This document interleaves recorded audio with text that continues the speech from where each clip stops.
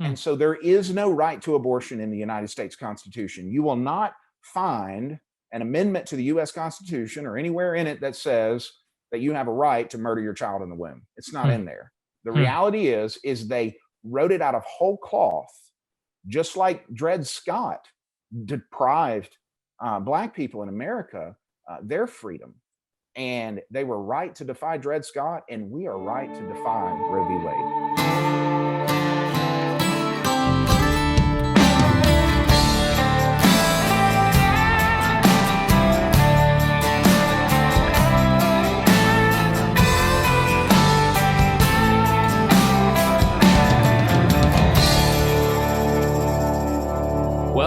Welcome to another episode of At the Crossroads with Travis McNeely. And today I have as my guest, Pastor Brian Gunter. He's pastor of First Baptist Church of Livingston, Louisiana. And today we're going to talk about HB813 and the abolition movement in Louisiana to abolish abortion in Louisiana. Brian, how you doing? I'm doing well. Good to be with you. Awesome, man. Well, hey, it's Monday night interviewing you now, and we have a big day coming this Thursday. But before we get to all of that, why don't you tell me a little bit about who you are and your role in Louisiana regarding pro-life work? Yeah, absolutely. Well, I'm Pastor Brian Gunter. I currently am the pastor of First Baptist Church in Livingston, Louisiana, and recently moved here near the Baton Rouge area.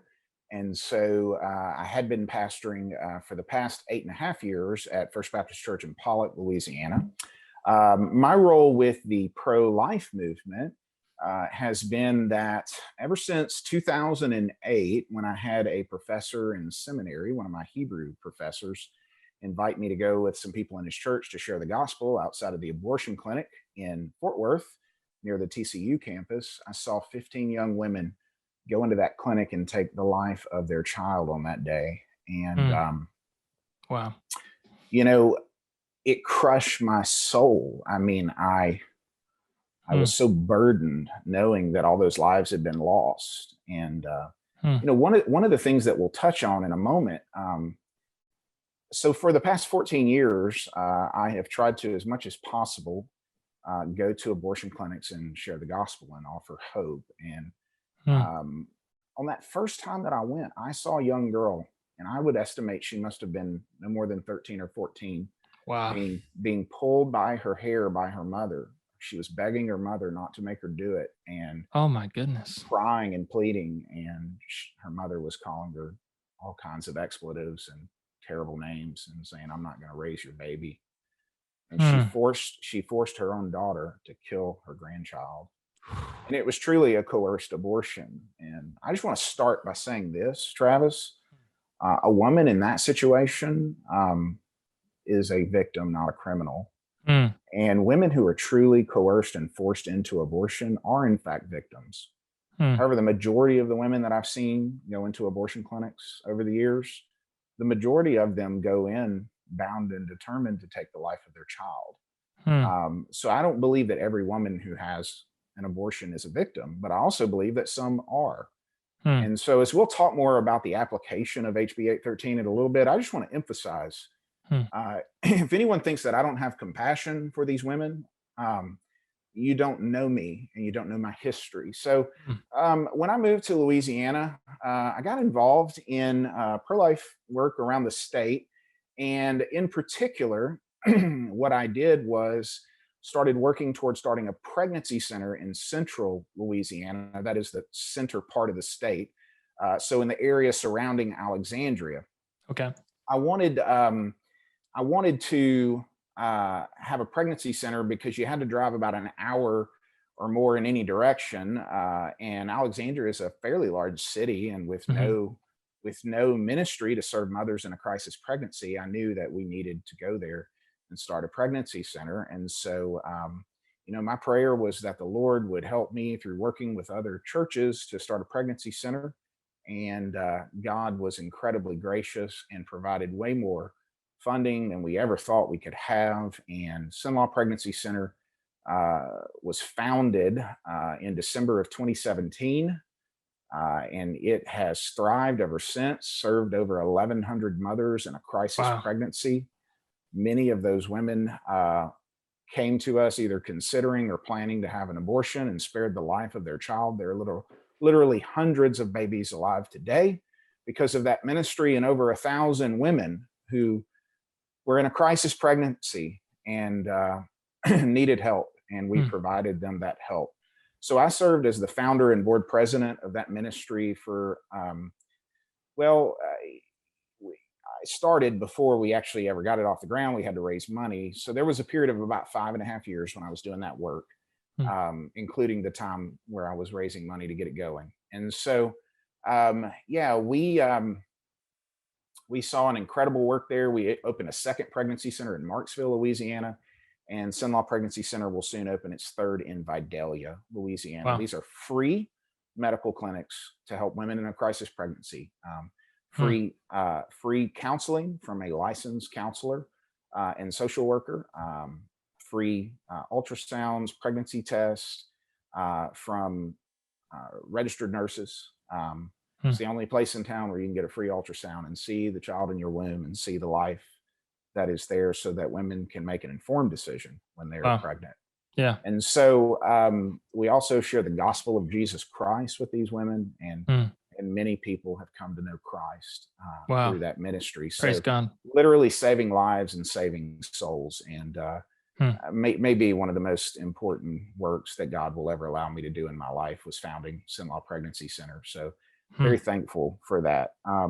In addition to the work with the pregnancy centers, the other thing that I was known for in the pro-life movement was my work with Louisiana Right to Life, which is the state's largest pro-life organization. I was on their staff for a little over 4 years and just recently left at the beginning of this year. One of the things that I did, probably what I was best known for in that capacity, was leading pro-life marches across the state, where literally thousands of people would come out in cities across Louisiana to march for life. And some of those I was the primary leader of the march, and some I played in a support role. But yeah, we had marches with 5, 6, 7,000 people coming out to march for an end to abortion in our state. And so over the years, I've kind of become somewhat well known in the pro-life movement in Louisiana. So I'm just thankful to God that He has given me an opportunity to raise awareness about the plight of the preborn child who is being murdered every day in this state by abortion. Wow, man, that's incredible, and so grateful for your work, saving so many lives of unborn children, and man, I just think that's it's fantastic that not only helping them with their babies and their basic needs, but also the most important need, the gospel, and just so encouraged to hear that as a pastor and seeing that work, and hopefully that inspires not only myself but many others to do similar work in their state. So thank you for your testimony in that regard. I recently, I've known you before from the Louisiana Baptist Convention and other things, and your stance about critical race theory, which has been awesome to see that too. But also, in particular, I saw you coming out with HB813 and your work regarding that and promoting that. That's how I got reconnected with you. And April 30th was at the rally for this bill, and it just went through committee. Why don't you explain to listeners what exactly HB813 is? This has been covered now because it passed through committee through Time Magazine, Rolling Stone, Politico, Reuters, NBC News. These are just the ones I can think of top of my head. And I've seen your name in it. I'm like, oh, wow, I know that, guys, all over these liberal news sources. And so really just want to hear, just give us a history. How did we get to here, and what's going to be happening this week? Yeah, so that's a good synopsis. So basically, House Bill 813 is titled the Abolition of Abortion in Louisiana Act of 2022. It is a bill that is very simple. It says that life begins at conception, that is defined as the moment of fertilization, which is the moment when the sperm and the egg meet and the child begins to grow. And so we believe, and the pro-life movement has always believed, that at the moment of conception, a unique whole human being is created. That is when personhood is given by God to that child, and that child's life from the moment of conception deserves to be protected. God commands us to protect them. And so we We put in the bill that life begins at the moment of conception, and therefore the preborn child in the womb from the moment of conception will have the same legal protections as all other persons. So to state it very simply, the preborn and the born should have equal protection under the law. The same laws that protect your life and mine would also protect children in the womb if HB813 is passed into law. It's exactly what the pro-life movement has been saying that we believe for so long. And it is truly the consistent pro-life position. If the child in the womb is a person, then they have a right to life. And we should not discriminate against them because of their age or their size or their location or their level of development, right? I mean, none of those things decide whether or not they have a right to life. The fact that they're human, that they're created in the image of God, means that their lives are just as precious in yours and mine, and they should be protected from the moment of conception when God creates them in the womb. And therefore, we believe that the preborn child in the womb should have the exact same legal protections and rights as all other persons. And that's what HB813 would do. So this past week, it was last Wednesday, it was brought through the Administration of Criminal Justice Committee before it went, and it passed with a vote of 7-2. And now it's going to be on the House floor this Thursday. And so why don't you tell us a little bit about this coming event this week regarding that and this vote, and maybe what you would say to Louisianans, what they should do, because often, we hear a lot about the news, but we often think, oh, there's nothing I can do about it. Things are just going to happen as they happen. What might you say to people today regarding that vote this Thursday? Well, we need people who are truly pro-life to come out and support HB813. The reality is that this bill would end abortion in this state once and for all. And it's also important to know that this bill doesn't wait on the U.S. Supreme Court to end abortion. One of the things that we have to realize is that we have been waiting for permission from the U.S. Supreme Court for half a century to end the murder of children in our state. And that is absurd. We should have never complied with Roe from the start. And I'll talk a little bit more about that in a moment. But I just want to say that by coming out and telling our legislators on this Thursday, starting at 2 p.m. when the House convenes, you'll be sending a very clear message to those legislators, and look them in the eye as they go to vote and tell them that you want them to give the preborn equal rights. Regarding that, you said some really great things in your testimony, which I know people can go probably watch that online, the testimony you gave about defying SCOTUS. And I just want to talk about that because even this brings to mind conversations about COVID and, can you disobey the government? All those kind of things. What's obedience to the government and disobedience to the government look like? Often called civil disobedience. And I like to actually recommend a book. Francis Schaeffer's A Christian Manifesto has a couple chapters on this that goes through church history and a bunch of other things and talks about civil disobedience. But can a state actually defy a SCOTUS ruling? So this is kind of the question I want to pose to you. As a Christian, should we advocate for disobeying the government in this way? So I wouldn't state it as defying SCOTUS, but as defying an unconstitutional ruling of the Supreme Court. So we should defy Roe, right? And so let me give a historical example first. In 1857, the U.S. Supreme Court ruled that a black person, a black man is not a person. Therefore, they do not have the same rights as you and I. They can be owned as a piece of property, like cattle. And under the 1850 Fugitive Slave Act, the United States Supreme Court ordered northern states where slaves had escaped to gain their freedom. The U.S. Supreme Court ordered those states to return the escaped slaves in their states to their slave owners in the South. Do you know what some of the states said, namely New York and Massachusetts? They said, no, they're people. They're not cattle. We're not bringing them back. They're not property. They're persons. They defied the Dred Scott ruling. It was unjust. It was evil. It was wicked. It was immoral. And I would say to anyone who says that we can't defy Roe, then my question is this. You have to answer this historical question. Were the states of New York and Massachusetts wrong for defying Dred Scott? Do you really believe that those escaped slaves should have been forced back into slavery, returned to their slave owners? Do you really think that that's what should have been done in 1857? Absolutely not. And I don't know if there's a person in America today that would argue otherwise, but here's the thing. Roe is just as unconstitutional as Dred Scott.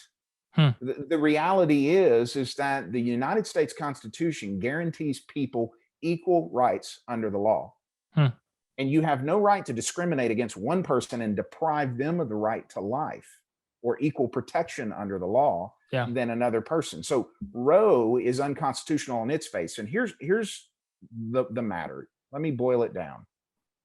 United States Supreme Court justices do not have the authority to rewrite the U.S. Constitution.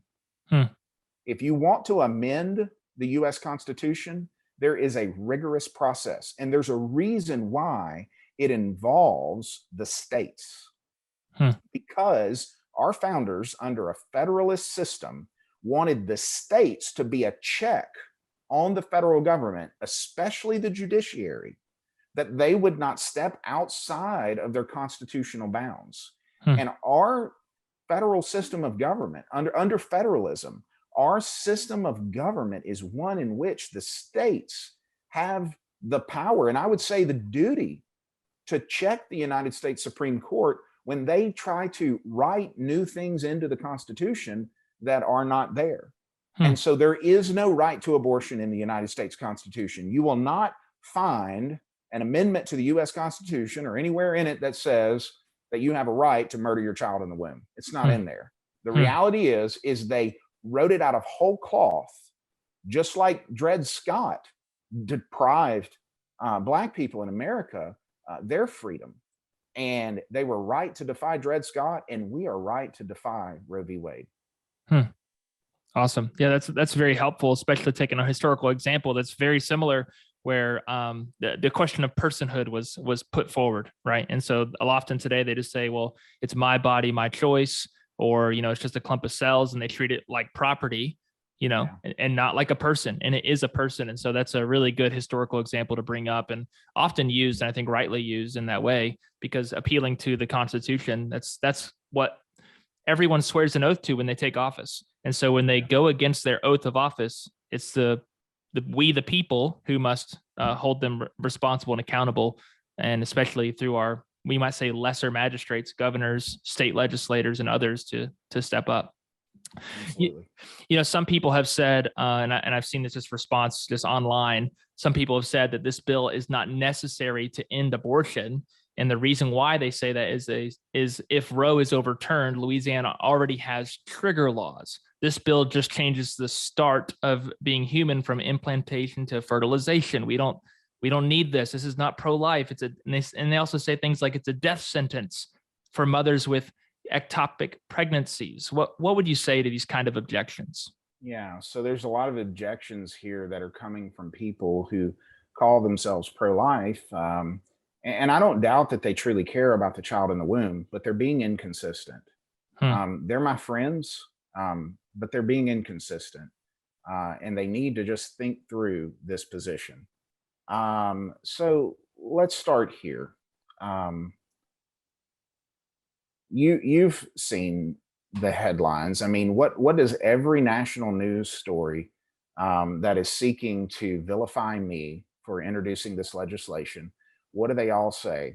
Well, you got this preacher who wants women to have the death penalty, right? He wants women charged with murder for having an abortion. Okay. First off, our law says nothing about what penalties would be. What our law says is that children in the womb will be afforded the same protections as all other persons. Now, when a person is killed in the United States of America, we have a criminal justice system that decides if there's evidence that the person was intentionally killed.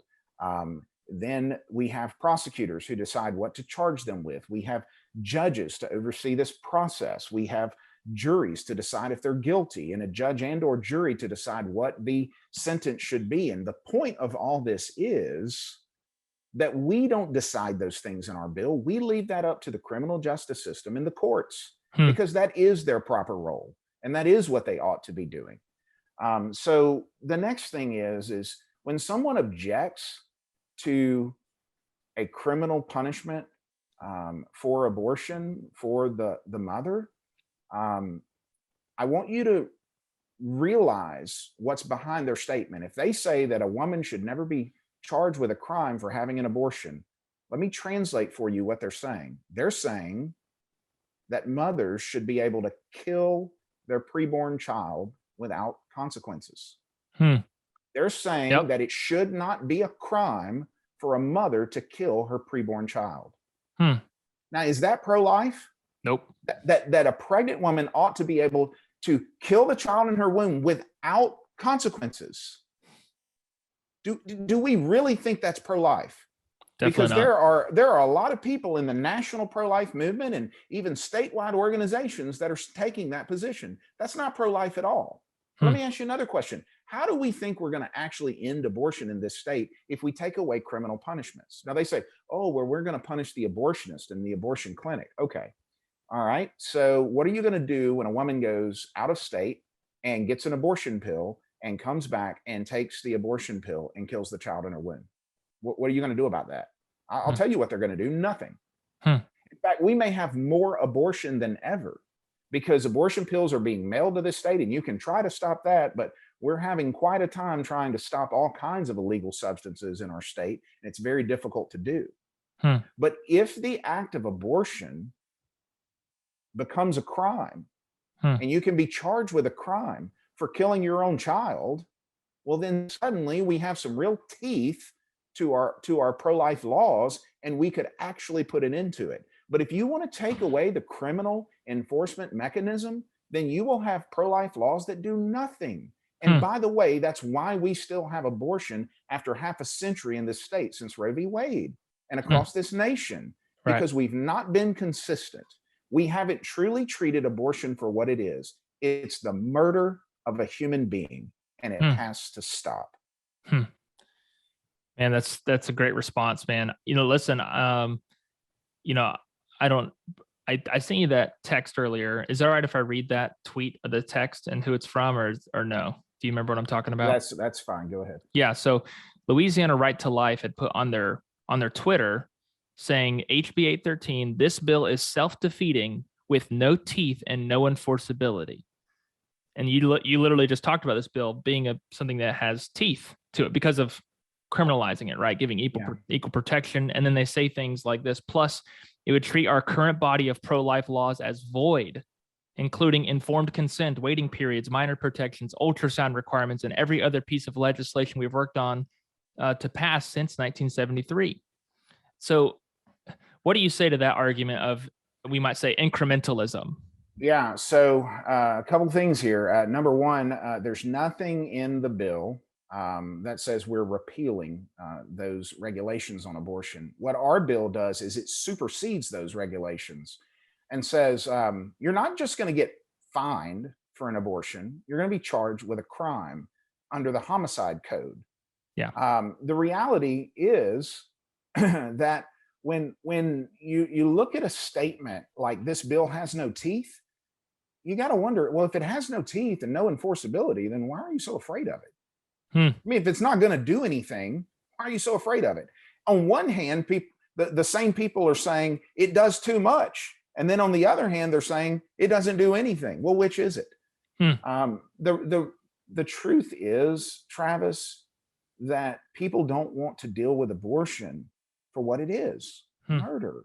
Yeah. And we can't allow people to murder with no consequence. That is a lawless nation that does that. There's one other thing that I need to address. You mentioned it earlier, and I want to make sure I answer it. I'll just address them in order. Ectopic pregnancies, miscarriages, and IVF. These things keep getting brought up. Yeah. Ectopic pregnancies. Sadly, in an ectopic pregnancy, there's no way to save the life of the child. Okay. What this law requires is what every other law requires, that you do everything you can to save the life of the child and the mother.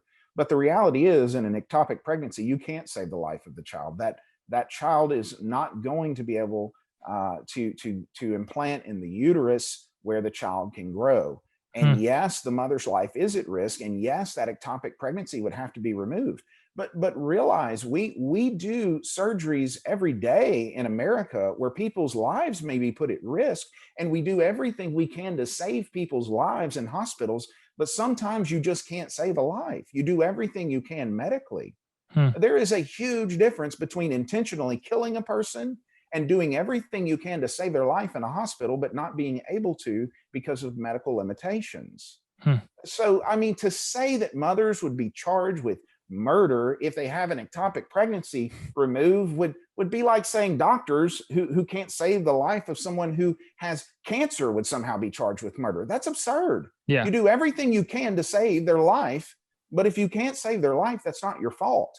We can't help that. We live in a fallen world. There are terrible medical realities, and we wish it weren't the case, but it simply is reality. So that really is misdirection, trying to get an emotional reaction in people, making women who would even be pro-life think, well, I got to be against this because I could have an ectopic pregnancy. That's absurd. Absolutely. Let's talk about miscarriage. So they say, oh, if you have a miscarriage, oh, you could be charged with murder. Okay, do you not realize the difference between natural death and homicide?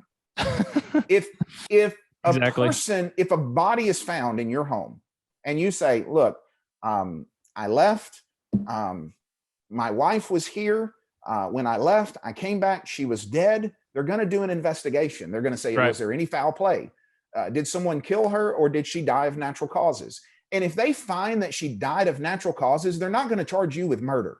Yeah. That's absurd. Yeah. The same laws that protect your life and mine will protect the preborn child. Yeah. If there's no evidence of wrongdoing, it's absurd to say that you would be charged with murder just because a person has died. Miscarriage is a horrible reality, but so are heart attacks and cancer, and we don't charge people with murder because they weren't able to stop a person from dying of a heart attack. That's absurd, and they know it. But they're trying to invoke an emotional reaction and scare people. And you know why they're going to scare tactics and emotion? Because they're losing the argument. Because the truth is on our side. Because common sense, reason, ethics, and most of all, the word of God are on our side. Life begins at conception. We see in Psalm 139, verse 16, your eyes saw my unformed substance. What we see in Psalms is that the child in the womb, the word there is golem in Psalm 139, the Hebrew word meaning a tiny round ball. If you look it up in a Hebrew lexicon, a Hebrew dictionary, the word means embryo. And the Bible says, your eyes saw my unformed substance. You wrote in your book all the days of my life when yet there was none of them. You know what that's saying? The first day of my life was the day when I was an embryo in my mother's womb. That's the moment of conception. According to the word of God, life begins at the moment of conception when you're an embryo in your mother's womb. So if you believe the Bible is true, you must believe that life begins at conception because the Bible plainly says so. And if you're saying that the child in the womb, that they should be able to be killed without consequence, you might say it's wrong to kill them, but we're not going to do anything about it if you do. If you take that position, but then say, now, if you killed the child outside the womb, you should be charged with murder. What you're doing is you're discriminating against the preborn child, and you're saying that their life is less valuable and less worthy of protection. And if you say that, you're not pro-life. Do you really believe that the child in the womb is a person or not? Is abortion murder or is it not? Is the life, is the child in the womb a human life or not? Are you telling me that some lives are less valuable and less worthy of protection? Do you really believe that? Just think this through. There's no way around this logic. And then lastly, IVF. Look, our bill agrees with what the pro-life movement has been saying for years. We don't have a problem with IVF. What we have a problem with is unethical IVF. We have a problem with creating a bunch of embryos and then just destroying them. If you create an embryo, then you should try to implant that embryo because, yes, that is a human life, and you should do everything you can to save that child's life. This is, once again, it's the same principle. We have no problem with IVF, just do it ethically. But don't create human life and then just destroy it or throw it in a trash can. And so that's the principle. And the pro-life movement has agreed with that principle for many, many years. But because they may have objections to other things in the bill, they don't actually answer that issue when it's coming from the left and the pro-abortion side. And that's the thing here. There are a lot of people who are pro-life who just hope HB813 goes away. Well, they say they're pro-life. Let me back up. Ooh, I would say they're not truly pro-life. They're not being consistent. That's right. Now, I'm not questioning that they care about children in the womb. Yeah. I'm just questioning whether or not they're ever going to end the murder of children in the womb by compromising. You're not going to get there by compromising on this issue. That's right. If we don't treat abortion for what it is, we're never going to end it. Right. And so what we have to understand is that everything the pro-life movement has been saying about the humanity of the child in the womb is true. And HB813 would just put that into law. That's all it does. It's a consistent pro-life bill. It does exactly what the pro-life movement says we have believed for half a century in this country. We just had the guts to put it into a bill and propose it as law. And now they're upset with us for putting the same ethical principles, trying to put them into law. I say our bill is perfectly consistent. And my friends who are pro-life but don't support HB813, they need to think these issues through. Because what's going to happen if Roe gets overturned and we don't have serious enforcement of these laws is we're not going to stop abortion. And that's not acceptable. Listen, in the state of Louisiana, according to the Louisiana Department of Health, in 2021, 7,444 babies were legally murdered in abortion clinics in this state. That's an average of 20 babies murdered every day. And Travis, I would ask you and your listeners a question. If you knew that someone was going to go into your local elementary school tomorrow and murder 20 children, would you try to stop it? Would you do something about it? Would you stand up? Would you say something? Or would you say, well, that's not my problem? And, people might get upset at me if I try to go and save those children's lives. And, it's too controversial. I don't want to get involved. And, what will people say? Are you going to let those children be killed? Or are you going to stand up and do something about it? Now, I have another question. What's the difference between that and the 20 babies that will be murdered by abortion tomorrow in the state of Louisiana? That's the thing. 20 babies will be killed tomorrow, and we're trying to put a stop to it. And we got other people saying, no, don't do that. Let's compromise. No, children are being killed every day. They're killing children, and we are trying to stop it. And we need to all understand how urgent this matter is. This is grievous. The amount of bloodshed in this state and in this nation is so great. Over 60 million babies murdered legally. And you want us to compromise? We've murdered 10 times the number of people as the Nazi regime. And you want me to compromise? You want me to be patient and wait another year? And then maybe we'll have the guts to stop this? We're never going to stop it unless we end abortion now. And we do the right thing now. People say, oh, well, it's not the right time. You got to wait another year. We got elections coming up and we got this, that, and the other. It's not the right time. You know what my answer to that is? It's never the wrong time to do the right thing. That's right. And it's about time we grow a backbone, act like men, and do the right thing. and women of God. But you know what? I hold the men in this nation primarily accountable. God calls us to be the leaders of our homes. And we need to stand up. If men can't defend children, who will? Yeah. And the reality is that's what the Word of God would call us to do. And Travis, I want to share one scripture that really God has just emblazoned on my heart. It's Proverbs chapter 24, verses 10 to 12. It says, if you faint in the day of adversity, your strength is small. Now, notice what's being said there. If you faint in the day of adversity means if you back down because there's a lot of pressure. In other words, if it's controversial and you back down, your strength is small. Or just put it in simple terms, God's saying, don't be a coward. If you faint in the day of adversity, your strength is small. And then comes the command, rescue those who are being taken away to death. Hold back those who are stumbling to the slaughter. And if you say, well, behold, we did not know this. I didn't know this was going on. I couldn't do anything about it. If you say, behold, we did not know this, does not he who weighs the heart perceive it? Does not he who keeps watch over your soul know it? And will he not repay each man according to his work? Hear me, hear me.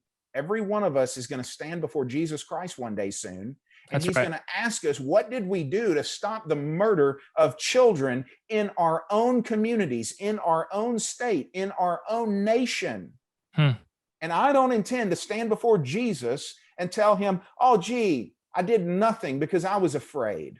I let children die to protect my own reputation because they might have sent a mean tweet out about me.